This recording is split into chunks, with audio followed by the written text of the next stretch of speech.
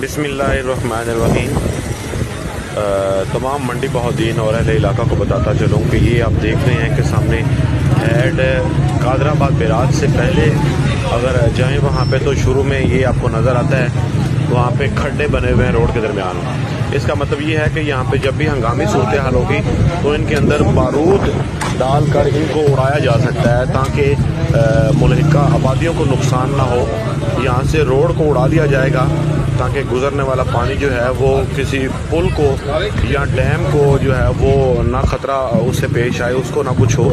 इसलिए बताता चलूँ कि सैलाब ऊंचे दर्जे का सैलाब जो है वो मुतवक्की है और आपके सामने है।